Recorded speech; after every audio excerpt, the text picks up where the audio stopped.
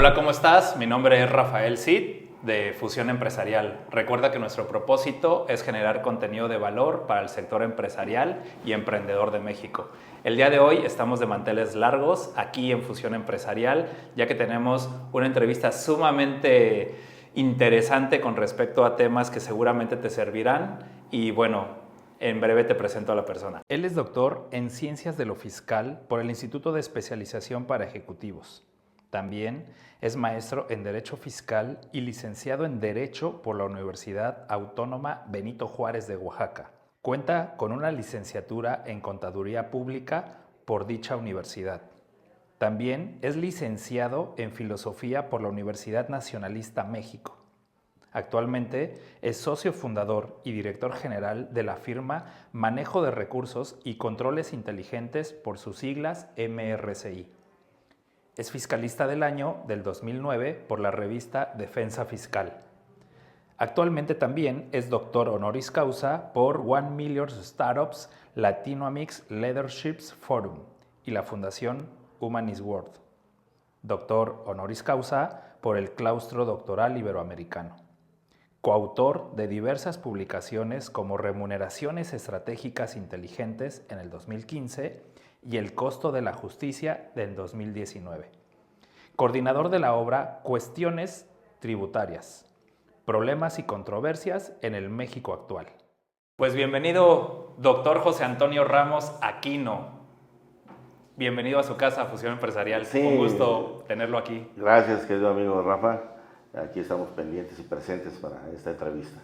Pues la verdad es de que teníamos desde cuando ya en el ojo poder entrevistarlo, porque justo para nosotros en Fusión Empresarial hemos visto pues un poco los inicios, pareciera que no, pero vimos los inicios de esta empresa y previo platicando, me gustaría iniciar en qué momento surge esta inquietud por parte de José Antonio por poder estudiar temas contables, temas fiscales. ¿De dónde nace? ¿Viene de un tema familiar? ¿Viene de una inquietud que descubrió en algún momento? ¿Cómo fue que decide estudiar contabilidad y leyes en este caso?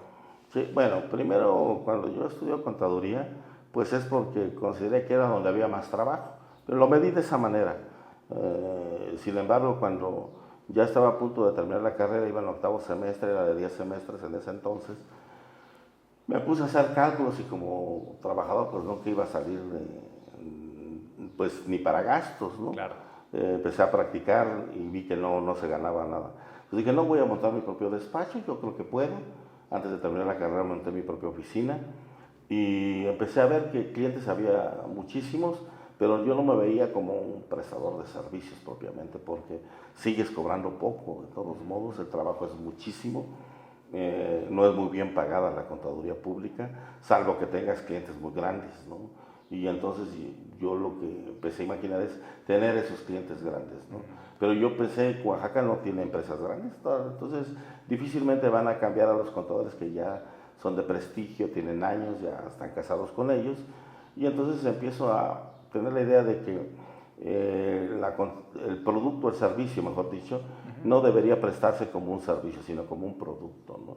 Y empiezo a tener la idea de empaquetar el servicio, es decir, a hacer paquetes de defensa, paquetes de contabilidad, pero con estrategia fiscal, y empezar a llevárselos, no mis clientes no los vi como empresas, sino a los despachos, ¿sí? Y entonces los fui a llevar, lo empiezo a anunciar. Para ese entonces ya había internet, empiezo a anunciarlo por internet, les daba cursos de defensa fiscal, muchos se adquirieron sus cursos, con decirte que cobraba yo en aquella época de finales de los 90, 1,000 pesos por curso, que era carísimo, y mi primera venta fueron como 380 cursos. Entonces dije, de aquí soy, ¿verdad? Y de ahí empecé a ver que había clientes, ellos mismos pues empezaron a ser mis asociados, y al tener a sus propios clientes, entonces dividíamos las ganancias. Yo hacía el trabajo, ellos únicamente lo que hacían es llevar los oficios a los juzgados, a la contabilidad, presentar las declaraciones, pero yo hacía todo el trabajo con mi computadora, pero lo hacía personalmente. Pero de repente empecé a ver que empezó a aumentar muchísimo el trabajo, empezamos a contratar personal, Y llega un buen día en el que empiezo a tener clientes demasiado grandes, ¿no? En el cual ya me impidió definitivamente llevar yo mismo los asuntos. Veo que el trabajo de la defensa fiscal lo llevábamos contadores, pero se necesita forzosamente ser abogado porque te exigen la cédula. Y entonces pues me meto a estudiar Derecho también, una especialidad, mi maestría y N carreras más que después ya me gustó, me envicié y hasta la fecha sigo estudiando. Al estar en todo ello, veo que clientes grandes nos empiezan a dar un voto de confianza, empezamos a ganar sus asuntos, empezamos a llevarles estrategias, ellos empezaron a ganar dinero y nos empezaron a recomendar, de tal manera que con la gente que tenía sus clientes, que fueron los despachos, llegamos a toda la República, a todos los rincones llegamos en un momento. Tanto así que de repente ya ciertos organismos internacionales y nacionales voltearon la vista hacia el despacho y dijeron quiénes son que están haciendo un poco de ruido. Entonces nos dimos a la tarea de hacer un plan estratégico de negocios y de decir, ¿saben qué? Nos vamos a separar sin que perdamos los negocios, ¿no? Seguimos participando en conjunto, nos dividimos en 4 secciones y con ello fue que ya nos quitamos de la vista del mercado, ¿verdad? Pero seguimos trabajando varias cosas en conjunto, nos seguimos cobrando igual, o sea, el grupo sigue estando en el mercado. ¿Cuál es la clave que se tiene que respetar para poder crecer de la manera en la cual empezaron a crecer ustedes? Y me imagino que empezaba a haber muchos temas, no sé, tal vez de desconfianza o temas que por ahí algunos hacían cosas que no estaban previamente establecidas en los acuerdos, porque pareciera ser que crecer se escucha fácil, pero también conlleva muchos retos. ¿Cuáles son esos retos que se tuvieron que superar y cómo fue que los fue logrando? Primero, un primer punto que siempre se platica con la gente es tener disciplina. Nosotros primero tenemos que resolver los problemas del cliente y después nos arreglamos entre nosotros si es que hay algún inconveniente o problema. Posteriormente la honestidad entre nosotros, ¿no? Que es relativa. A mí me encanta la película de la mafia, El Padrino, Casino con Robert De Niro, esa la debes ver, está muy buena, es empresarial. Hay una escena donde le dicen el grupo de la mafia, oye, es que nos están robando dinero. Y pregunta, ¿es más del 10%? No, es menos. Entonces déjalo, que él piense que nos está robando. ¿Sí? Y eso también aplica en el mundo empresarial. Todos tus socios siempre van a hacer negocios pequeños, con tal de estar ganando algo de dinero. Piensan que tú no lo sabes, pero lo que tienes que hacer es dejarlos crecer, porque los clientes grandes siguen siendo tuyos. Si te peleas con ellos, van a ser otro grupo por separado y tú pierdes ese recurso. Entonces lo importante de esto es aprender a hacer determinadas actividades a tus socios, que piensen que tú no lo sabes. Eso es importante. En cualquiera de las empresas, en todas las empresas a nivel mundial sucede la competencia desleal. Pequeñas empresas de empresas grandes hacen negocios pequeños. Esos negocios pequeños se los van a dejar a todo el mundo porque está permitido en el mundo empresarial. Siempre y cuando no lesione ya los intereses de un grupo, ¿no? Siempre tú estableces tus porcentajes que estén permitidos. De otra manera, cualquier empresa tiende a quebrar, a desaparecer. Pero también desaparece si no lo permites. Entonces claro, tienes que ser muy cuidadoso en ese análisis para checar hasta qué punto puedes dejar que toquen algo que le pertenece a todos y que convencer a tu pequeño grupo de que lo permita. ¿Sí? ¿Por qué? Porque hay que enseñarles a caminar, que en el mundo empresarial hay cosas que son permisibles y son necesarias, o pierdes el negocio grande, ¿de acuerdo? Entonces, siempre son los acuerdos, los convenios y sobre todo estar convencido de ganar. Y ahora, mientras escucho esto, me quedo pensando que entre más se crece, más necesidad de recurso humano con talento se requiere. No me imagino la cantidad de situaciones que conlleva el poder tener un crecimiento exponencial, no solamente a nivel clientes, principalmente a nivel de colaboradores internos propios del equipo. ¿Cómo se gestiona un equipo tan grande que son hoy en día ustedes en MRCI? Bueno, primero siempre debes tener gente interesada en el proyecto. que crea en el proyecto y que quiera crecer contigo. Si no quiere crecer, alguien es un simple empleado, nunca va a crecer y nunca va a intentar colaborar contigo a lo grande. Entonces, cuando tú ves y detectas que la gente quiere trabajar, esa gente va a ocupar un buen puesto, va a estar a un buen nivel y entonces los empiezas a preparar, no solamente en lo que haces, sino a nivel académico. Es decir, el que es contador también lo conviertes en abogado, tiene que estudiar una carrera de Derecho, Mercadotecnia, Economía, de tal manera que, o Administración, de tal manera que tenga entre 2, 3 carreras mínimo, un par de maestrías, unas especialidades y el doctorado. Es donde nosotros tratamos de preparar siempre a la gente. La gran mayoría de nuestros colaboradores tiene mínimo 2 carreras, mínimo. Tiene un par de maestrías y sus especialidades. ¿Para qué? Porque esa gente especializada es la que puede prestar servicios. De otra manera, no los puede hacer. ¿Qué hacemos? Nuestras mesas de reunión, nuestras mesas de discusiones y planteamos un problema. Y entre todos podemos darle una solución. El empresario o el líder debe entender que él no resuelve todos los problemas. Podría a lo mejor resolver algo, pero querer resolverlo todo es imposible. Entonces tenemos que aprender a delegar. Entre ellos, en las discusiones siempre hay gente que sabe mucho más que nosotros. Y eso es buenísimo. ¿Por qué? Porque nos hace aprender más, nos obliga a estudiar más y aparte de ello se va a resolver el problema para el cliente. Siempre el cliente debe ser la premisa, lo primordial. No nos interesa quién resuelve el problema de nosotros, sino resolverlo. Ya de ahí lo documentamos. Forzosamente todo se tiene que documentar. A la gente no le gusta escribir.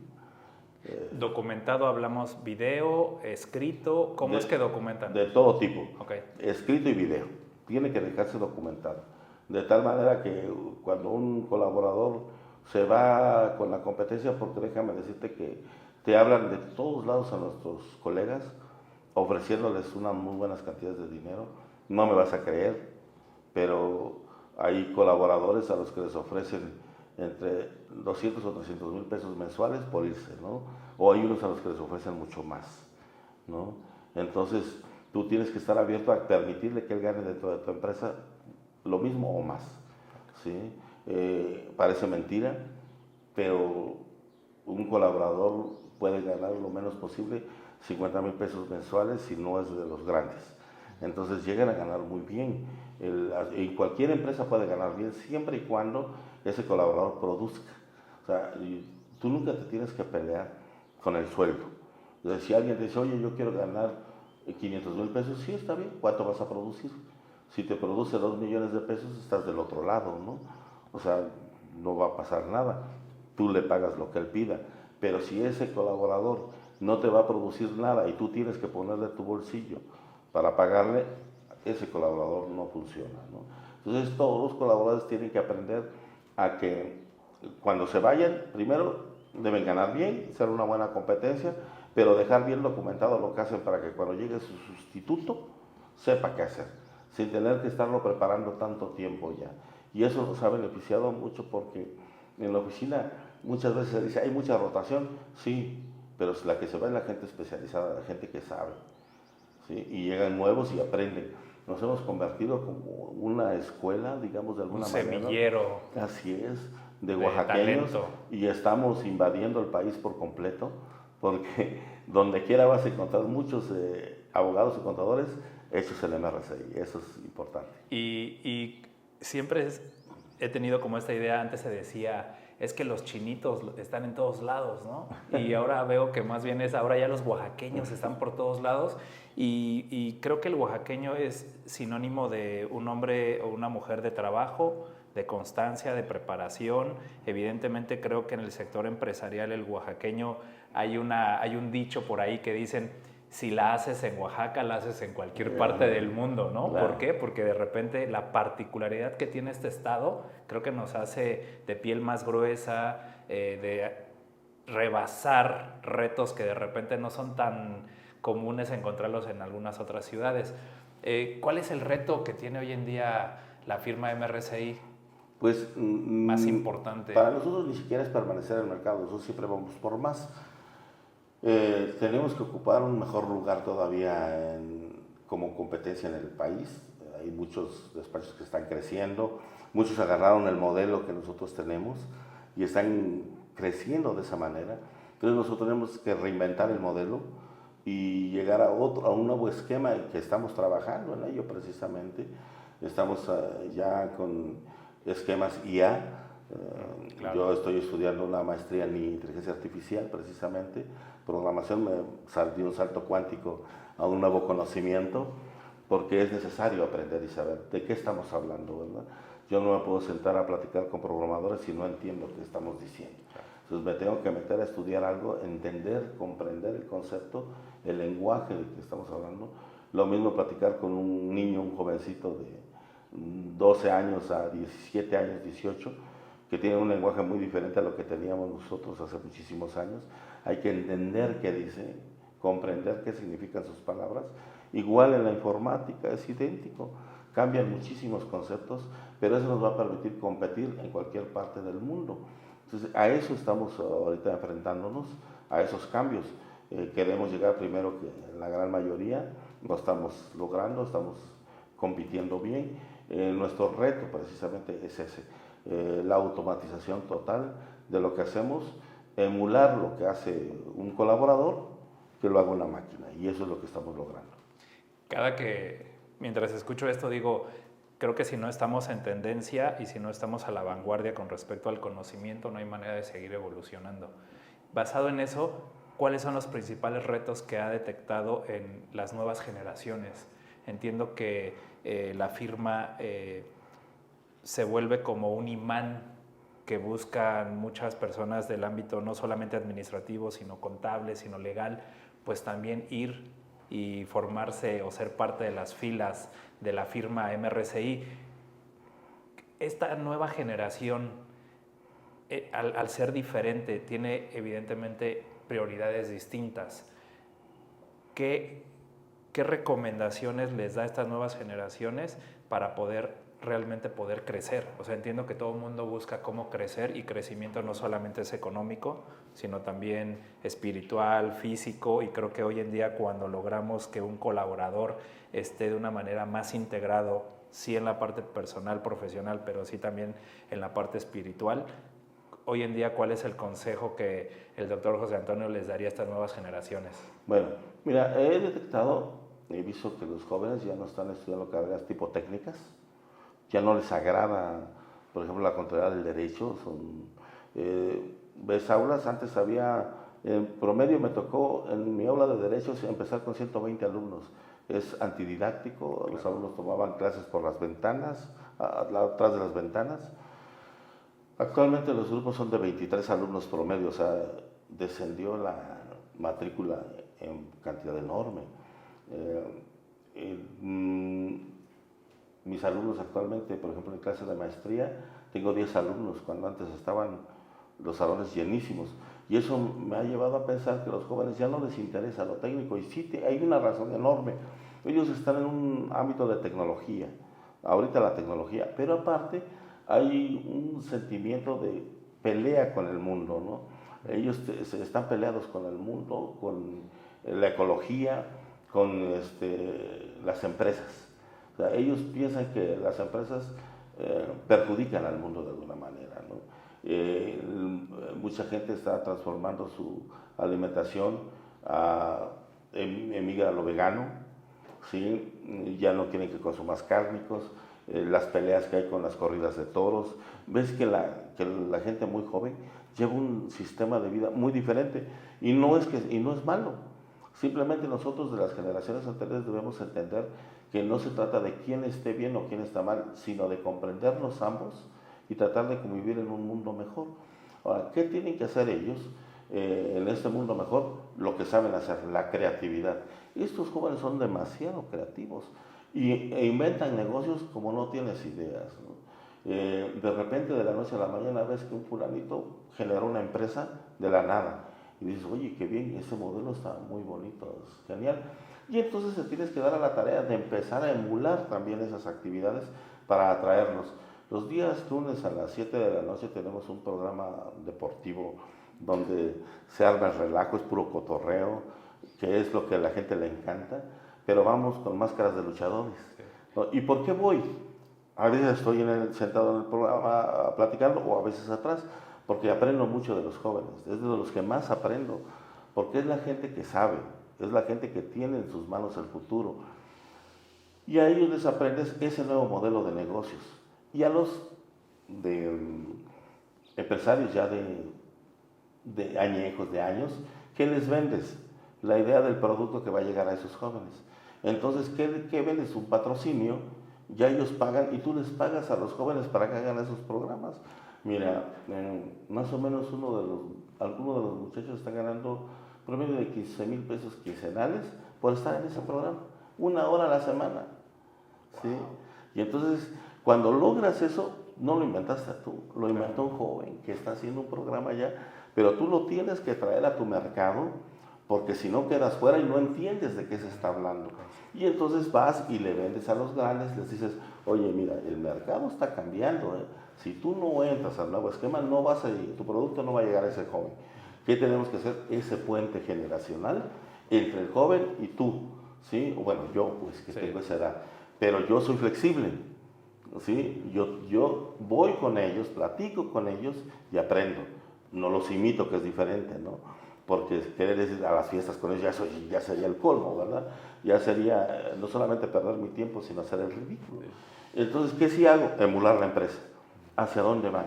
Un joven en la actualidad, ¿qué necesita? Identidad, ¿sí? Los jóvenes no tienen identidad con todos los demás, con un grupo. Hay un filósofo coreano-alemán llamado Byung-Chul Han, que en uno de sus libros llamado El Enjambre, habla muy bien de ese problema de la pérdida de identidad de los jóvenes. Un joven, ¿por qué se conecta a las redes sociales? Porque se identifica con otros jóvenes que son como él, que no tienen su medio. Y entonces de repente se mete a un chat, está charlando con alguien, o hace un comentario en una red social, y entre todos empiezan a comentar, y de repente entra un virus, se puede decir un sujeto, que nada tiene que ver con ese entorno del enjambre, y hace un comentario indebido. Todos se le van encima como unos verdaderos panal de abejas y lo excluyen, ¿no? Y entonces tú ya encontraste una familia nueva, que es ese enjambre. Entonces, ahora aprovecha ese enjambre para hacer llegar tu mercado, ¿sí? Para hacer tu negocio. Si tú no aprovechas esos nichos de enjambres, no puedes vender. Entonces, ¿qué tienes que hacer? Empezar a inculcarles precisamente la idea de negocio dentro de esa actividad que ellos están realizando. Tú puedes venderles tu producto, el mío que es estrategia y defensa, a ese grupo, sin que yo me pelee con ellos, sin que yo los critique, porque no tengo ni siquiera por qué criticarlos, porque al final de cuentas ellos tienen el futuro, yo tengo el pasado, el presente, pero también puedo manejar el futuro con ellos, si me acoplo a ellos. ¿Sí? Lo peor que puede hacer un empresario es estar haciendo lo que hace la gran mayoría de veteranos, decir, oye, los jóvenes de ahorita son un desastre. No, espérame, no es un desastre, es un cambio generacional que debemos comprender, entender y sumarnos al cambio, o te quedas. O te quedas. Me encanta y celebro mucho el tema de no se trata de saber quién tiene la razón o quién no la tiene, sino más bien cómo podemos converger en un mismo mundo, ambos entes de alguna otra manera. Sabemos perfectamente que hay muchas pasiones del doctor José Antonio y una de ellas sin duda es el deporte. Y creo que si algo hemos visto nosotros, que estamos muy atentos y en algún momento muy metidos en ese ámbito también con ustedes, ha sido el tema de este esfuerzo, esta inversión y este creer en el tema del deporte. ¿Por qué meterse al tema del deporte tan fuerte? Más allá de un tema saludable, creo que apostar y destinar recursos no para otras cosas, sino para un tema del deporte y no solamente en este estado. ¿Por qué? Es un tema ocupacional y esto es añejo, viene desde los griegos. Los griegos practicaban mucho el deporte, aparte de la educación académica, más las artes. De tal manera que son 3 elementos esenciales para tener un profesional de primer nivel, que es el aspecto deportivo, el académico y el arte.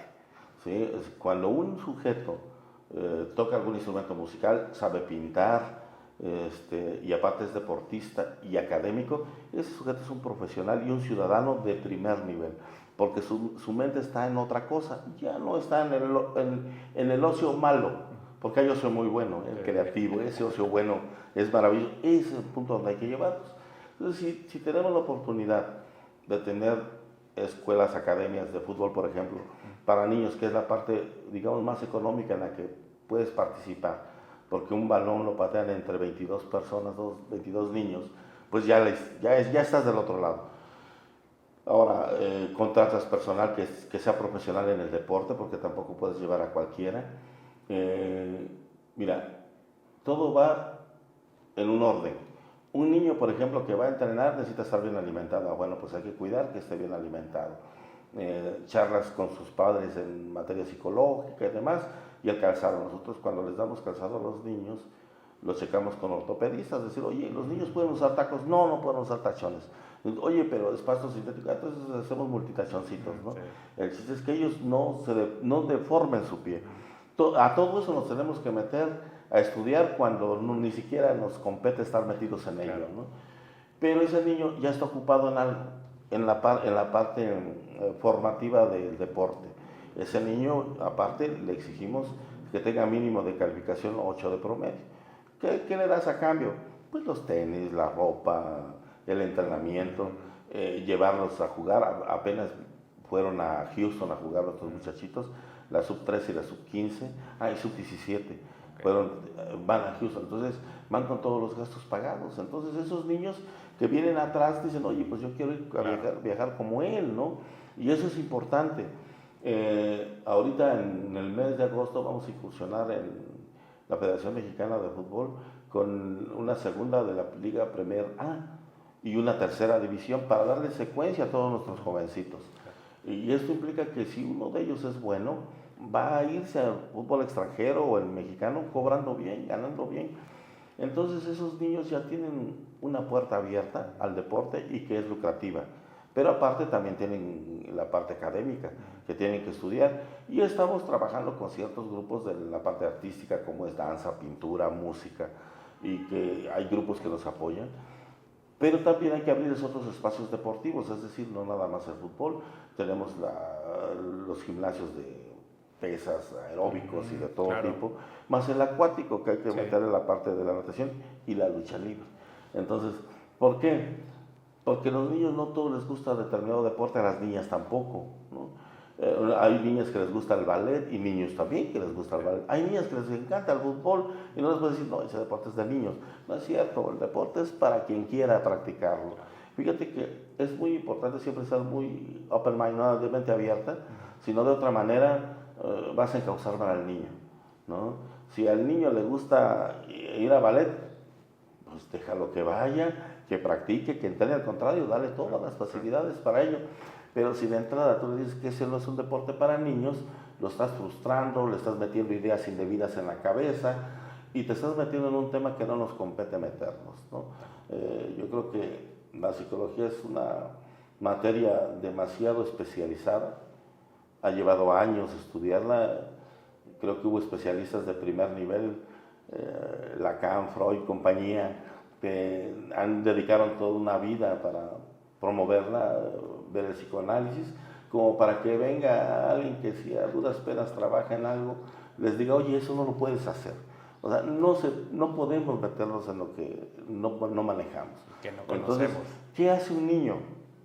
Lo tienes que dejar hacer primero lo que desee. Segunda, ponle los medios. ¿Sí? Tercera, impúsalo. ¿Sí? Es decir, dale la motivación. ¿Qué crees? Que si no tienes socio, pues no puedes entrenar. Entonces ya el niño le echa ganas, ya cuando menos sabe, él paga con su calificación. ¿Sí? Eso es importante, ya te está pagando. ¿Sí? Pero ¿qué vamos a lograr? Que cuando ese niño termine la carrera y si es un futbolista profesional, pero el deporte tiene un vencimiento, se regresa a su actividad profesional. ¿Sí? Tenemos muchachos que ahorita se están retirando del fútbol, pero en el Inter, en lo que estaban retirándose, los convencimos de estudiar. Son administradores, la mayoría se metió al área del deporte, pero tengo ya hasta un psicólogo, ¿no? Entre ellos, ¿no? Entonces, son gente que si sale ya se retira del fútbol, va a trabajar en una actividad profesional, y eso para mí es valiosísimo. Creo que al final lo que se está haciendo y lo que visualizo es cómo preocuparse, y no solamente preocuparse, sino ocuparse de las nuevas generaciones, de estos pequeños. He visto chicos de 6, 7 años, 5 años más o menos, que ya los empiezan a formar, y básicamente lo que estamos escuchando es cómo esta línea de tiempo desde que se es niño hasta que logran un objetivo y todo lo que implica el poder llegar acá, pues al final del día lo que va a lograr y lo que se va a permitir es una mejor sociedad. Total. Una sociedad mucho más justa, mucho más equitativa, mucho más sana, y creo que hoy en día, sin duda, el deporte, para los que hacemos deporte, pues nos da no solamente un tema de salud, sino también un tema mental, de cómo poder estar más abierto y ser mucho más creativo el deporte, indistintamente del deporte que se haga. Y hablando de deporte, me quedé muy sorprendido por esa colección hermosa de máscaras, que sin duda tenía que hablar de esto en esa entrevista, porque ¿en qué momento surge esta fascinación por el tema de la lucha libre mexicana? No, desde muy niño me ha gustado la lucha libre. Practiqué lucha libre en la colonia donde yo vivía, en la colonia Dolores, había varios luchadores. Los linces fueron unos de ellos, fueron mis maestros, ellos, de lucha libre. Y en la colonia Volcanes estaba un luchador profesional, que luchó a nivel nacional profesional, que es Relámpago Gómez, que ya falleció al maestro. Julio Gómez fue el entrenador del equipo de lucha olímpica en Oaxaca, que hizo campeones a varios. Tocho fue su alumno, y él de hecho nos llevó a Tocho a la oficina para patrocinio, y ya ves que él tiene medalla panamericana. Entonces imagínate el nivel que tenía el maestro Julio para ser luchadores, ¿no? A nivel nacional e internacional, altamente competitivos, y una gente muy culta en ese sentido, que le gustaban los niños, decirles, ¿sabes qué? Échale ganas, que si no la haces en lo profesional, en el deporte. Si no lo haces en el deporte, en lo profesional. Y esa gente a la que le vas aprendiendo precisamente que hay muchas cosas por hacer. Yo entrené con él, afortunadamente tuve esa enorme oportunidad. Y conocí a muchos luchadores en ese entonces, ¿no? Y me hice amigos de muchos. ¿Secundaria, prepa, más o menos? No, ¿en qué época fue eso? Iba apenas en la primaria. En la primaria. Y de ahí a la secundaria. Okay. Ya total que cuando yo llego a prepa, ya conozco luchadores profesionales que me invitaban a luchar aquí en Oaxaca, y que yo iba a practicar. No, yo nunca luché profesional, pero iba a practicar con ellos. Nada más a practicar con varios amigos del medio. Y poco a poco, ya cuando MRC se hace de un nombre y demás, regresan muchos de ellos que ya eran profesionales, y a saludarme y a verme, oye, ¿te acuerdas? Sí, ¿cómo voy a acordar? ¿No? Como piensan que uno los va a olvidar, ¿verdad? Y me obsequian sus máscaras. Algunos también hay que comprárselas porque de eso viven, también hay que entender. Y bueno, sin duda, una colección muy, muy, muy grande. ¿Cuántas máscaras son las que conforman esta colección? Ahorita son más de 300 máscaras las que tengo. Más de la mitad 100% originales y autografiadas por los colegas. La última que tengo la dejó Lady Shani, Mystic. Me dejó su máscara la última vez que vino, hace como un mes. ¿Recién? Sí, reciente. ¿Cuál es la máscara en términos de diseño que más valora no solamente por la calidad de materiales, sino por su nivel de diseño y complejidad de realizarse? Mira, tengo una máscara que pertenece a Wagner, y tiene un estilo mexicano, de grecas, que hacerla es complicada, pieza por pieza, es muy difícil, y creo que artesanalmente es una de las más difíciles de hacer. Y no solamente la más difícil de hacer, sino que tiene usted el mejor luchador de la historia mexicana, de la cual tengo por usted una máscara, claro, por supuesto, una blanca hermosa que hizo el favor de regalarme, precisamente original, y que es de gala, ¿no? Sí, es la de gala de Wagner. Digo el mejor luchador de la historia, pero sin duda su luchador favorito es el Santo Padre. Siempre me gustó su estilo, aparte de que manejaba el arte técnico, tipo muy ecuánime. Me gustaban mucho sus películas, por cierto. Claro. Ya un poco más grande entendí más al respecto, pero, por ejemplo, que le doblaban la voz, que no sabía manejar. Entonces, aprendes muchas cosas de los luchadores. Y sobre todo, que en Japón era muy querido el Santo por sus películas, ¿no? A Japón les gustan mucho el tipo marionetas y todo ese tipo de cuestiones, y les gustaba que los murciélagos les salieran los hilitos, y es parte claro, de nuestra historia del cine mexicano, sí, ¿no? y de la emoción que les gusta a los japoneses, claro. Fíjate qué interesante, sí. Que valora más el japonés las películas mexicanas, sobre todo de lucha, que el propio mexicano, ¿no? Obviamente hay una generación que nacimos con ese tipo de películas, ¿no? Y que somos los que somos fan de ese tipo de actividad, de ese cine. Que entiendo, híjole, fútbol, lucha libre, multidisciplina sin duda en el tema deportivo, tema fiscal, contable, legal. ¿En qué momento se es padre? ¿En qué momento se es esposo? ¿Cómo equilibra? ¿Cómo hace José Antonio para equilibrar su vida? Esa parte es la difícil. Reclamos de los hijos seguramente, siempre los va a haber. No hay tiempo a veces para dedicarles, incluso a estas alturas. Creo que lo mejor que me pudo haber pasado es encontrar a una esposa como la maestra Ceci, muy comprensiva sobre todo, que entiende la situación y sabe que alguien tiene que trabajar, como me dice, ¿no? Y ella se dedicó propiamente a la familia, a los hijos, ha sido madre y padre casi al mismo tiempo, y yo los veo muy poco, o los vi muy poco de hecho, y ahora los sigo viendo muy poco porque de repente crecieron y cada quien se fue a estudiar fuera, excepto José Antonio el mayor, que se quedó a estudiar en Oaxaca, es abogado, hizo la maestría en Derechos Humanos y trabaja en la oficina. Aunque trabaja en la oficina no lo veo, porque trabajamos en áreas diferentes. Pero lo veo en la casa a veces, es difícil compaginar esto con la familia. Más del 90% de mis colegas se ha casado mínimo 2 veces. Soy el único que sigue casado y que ellos conocen, desde que nos conocemos desde hace 30 años o más, con la misma persona. Y pues siempre me cotorran un poquito. Digo que lo que pasa es que no entienden que si por mi esposo hubiese sido, ya me hubiera dejado hace muchos años, ¿no? Pero afortunadamente ha comprendido muy bien mi actividad.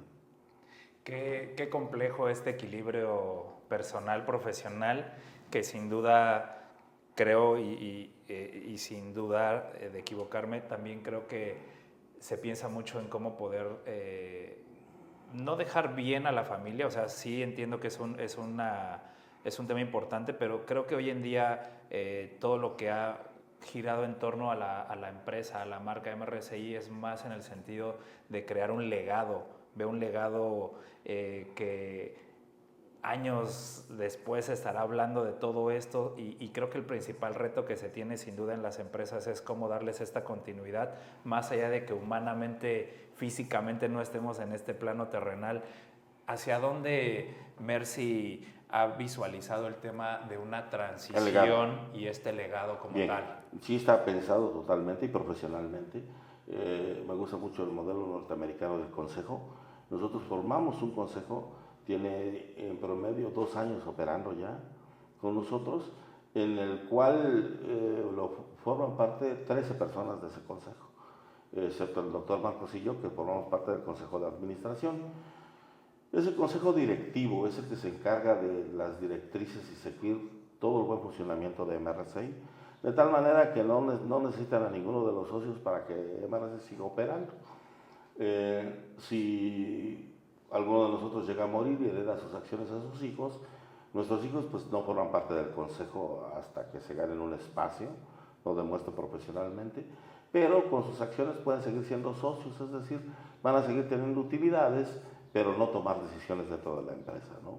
Entonces es muy importante que las empresas de tipo que sea planeen precisamente su permanencia constante o para siempre en el mercado, porque en la mayoría de empresas cede generalmente la empresa a los hijos a veces no están interesados en la empresa, y es donde generalmente la segunda generación de las empresas empieza de alguna manera a tener problemas con la empresa. La tercera generación es la que definitivamente va a aniquilar la empresa. Entonces, si nosotros planeamos que la empresa siga permanente para siempre, no importa que ellos no trabajen dentro de la empresa, pueden estar recibiendo sus ganancias sin necesidad de que pertenezcan a ella. A eso es lo que nosotros también vamos cuidando.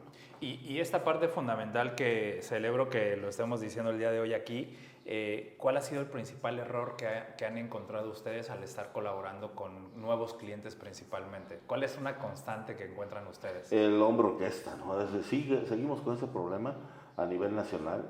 Pocas empresas han entendido, mira, muchas empresas hablan de gobierno corporativo, que te hablan de una ingeniería empresarial, administrativa, pero cuando los ves directamente trabajando, lo tienen de papel. ¿Por qué? Porque el sujeto que es dueño de la empresa dice a quién contrata, a quién despide, si le vende a fulano, si se enoja con un cliente, le deja de vender, pese a que sea su mejor cliente y no le importa que si va a haber dinero para salarios, no le interesa, está enojado y toma decisiones.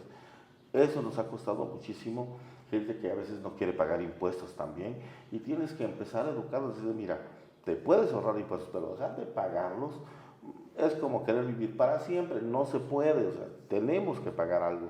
¿Por qué? Porque no hay forma de desaparecer lo que te quieras gastar, ¿no? Claro. No se puede, claro. no se puede, esa magia no existe. Entonces, ¿qué tenemos que hacer? Enseñarles de alguna manera. Nos ha costado mucho a algunos clientes que sí, muchos dicen, no me conviene. Perfecto, busca quien te atienda. Quienes lo siguen, de alguna manera van aprendiendo y entienden cuándo sí se tiene que pagar, cuándo no pagar, cómo gastarse su dinero. Y a veces al empresario hay que enseñarle, reeducarlo. Si te ahorras un impuesto, no te vayas de viaje, no lo gastes en casas chicas, no va por ahí. Lo que tienes que hacer es reinvertir y ese dinero va a ganar más. Hay empresarios muy ingeniosos, muy buenos, no hay necesidad de decírselos, pero hay muchos que todo va para el bolsillo y se lo quieren gastar. Eso es lo que hay que reeducar. En eso nos enfrentamos muchísimo. La empresa familiar, quien toma las decisiones, ese es el problema. No sabemos tomar decisiones a nivel colectivo. Y justo para ir cerrando, vamos a retomar una dinámica que me encanta. Diré una palabra y ver cuál es la palabra con la cual respondería. Sí. Con una sola palabra. ¿Ok? Iniciamos. Oaxaca. Éxito. Familia. Amor. Fútbol. Pasión. Conocimiento. Dinero. Colaboradores. Amigos. MRCI. Hermanos. Política. Amigos. José Antonio. Amigo también tuyo. Muchísimas gracias, doctor, por tenerlo aquí. ¿Algo para poder despedir esta increíble entrevista? A mí me gustaría mucho que los empresarios se juntaran y fuéramos por un mismo rumbo todos. Es decir, todos podemos hacer comercio entre nosotros nada más, pero somos muy envidiosos. No me llevo con fulano, con sutano. No le compras al prefieres comprarle a otro estado que aquí mismo a tu propio paisano. Entonces, ¿qué tenemos que hacer? Unirnos. ¿Sí? Nosotros mismos podemos hacer comercio. Somos 130 millones de mexicanos y le compramos al extranjero. ¿Sí? Es increíble que el mexicano se compita entre él mismo. En puro autoconsumo seríamos millonarios. Nada más. El empresario mexicano debe entender eso, que entre amigos podemos vivir mejor.